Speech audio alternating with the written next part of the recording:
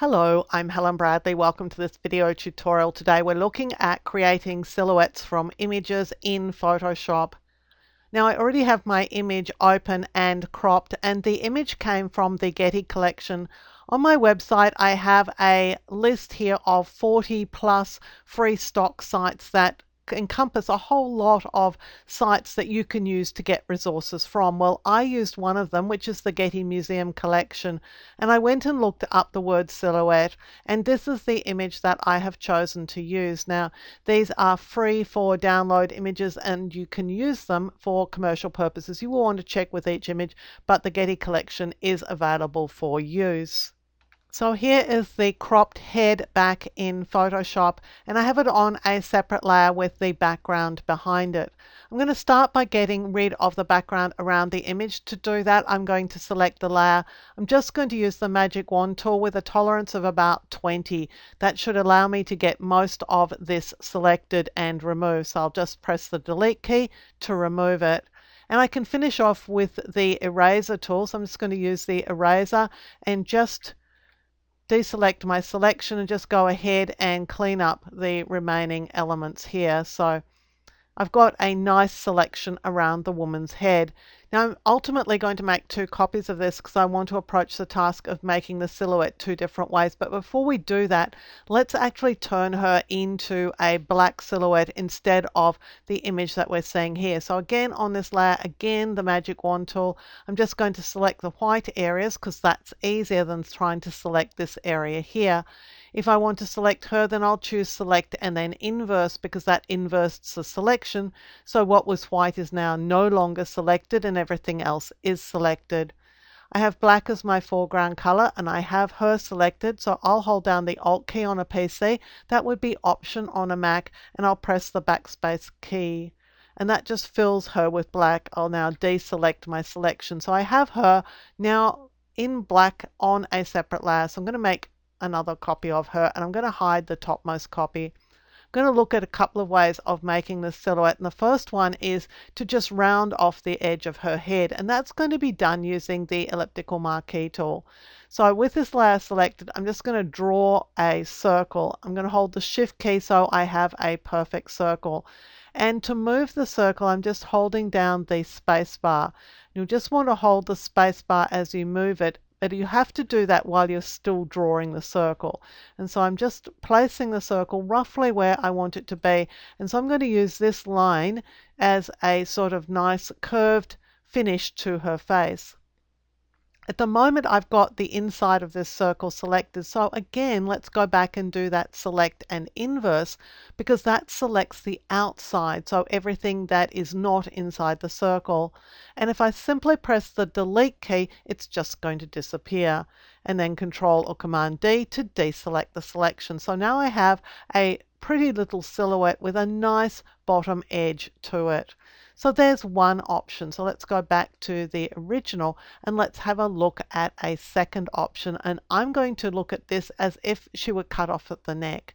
So let me just go and get the marquee tool and let's just cut her off in case you get a design where you get something like this. And having a look at how we would round it off. Well, what we have to do here is we have to make something that we don't yet have.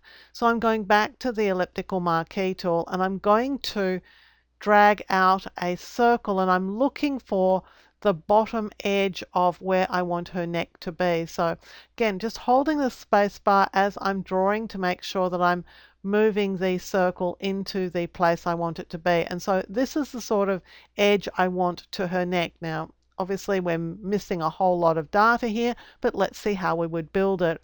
I'm going to start by adding a brand new layer to the document because I want what I'm working with now to be on a separate layer. It has to be. And I'm going to select a light color. Doesn't matter what color it is, we're not going to be using that color eventually. And because it's a foreground color, I'll press Alt Backspace on the PC. That would be Option Delete on the Mac. I'll deselect my selection and move it behind her head. So now we have an area to work with. We're going to look at this sort of peach color area and work out which bits of it we don't need.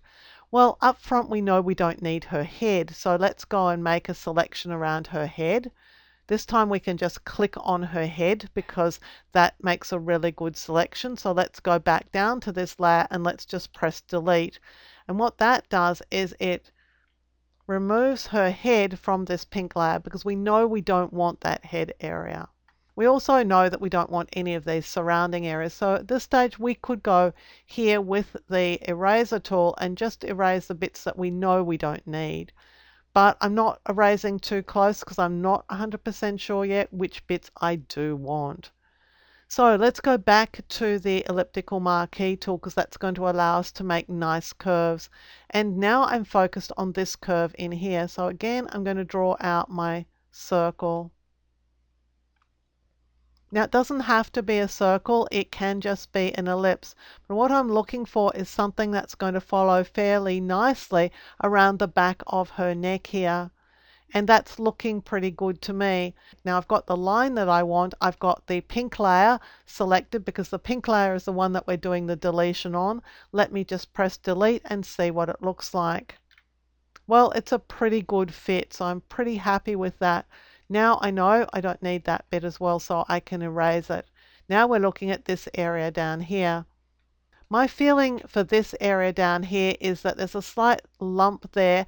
I might want to use an ellipse and just make a new neckline for her entirely. So I'm going to drag out an elliptical marquee. To be able to do something with the elliptical marquee, I'm going to need to choose select and then transform selection because that allows me to rotate it, resize it, and also move it into position. And I do need to find a really good position for this. So I'm just looking at a rotation and a placement that's going to get it into position. And then I'll click the check mark because I've got the selection I want. Now, I don't want the bit that's inside this selection, so I'm on the pink layer, I'm just going to press delete to get rid of it. And I also don't want this piece up here, so I'm going to deselect my selection, and I'm going to go ahead and erase that piece. So what I'm left with, I actually really like. So what I'm going to do is just fill this with black. So I'll go and select it. Make sure that black is my foreground color by pressing the letter D. That gives me the default colors. Alt backspace, Option Delete on the Mac. I can now go ahead, deselect that selection and merge these two layers together. So I'll just right click and choose Merge Down, and this gives me one layer. Now I've got a slight line through this, but that's going to be really easily fixed. I'll go to the brush tool, I'll go and select a brush, a circular brush. It's got a small size on it. It's 100% hard, and it will want to be 100% hard because you don't want any fluffy edges. And what I'm going to do is just paint along this line. And this is the second version of the silhouette, again with a nice even round border on the edge of it. And this is the first one that we used the original image just to cut the edge off. So there are some ideas for creating interesting silhouettes in Photoshop, just building back the data that you want on a separate layer in a different color, and when you're done, just filling it with the color that goes with the rest of the image.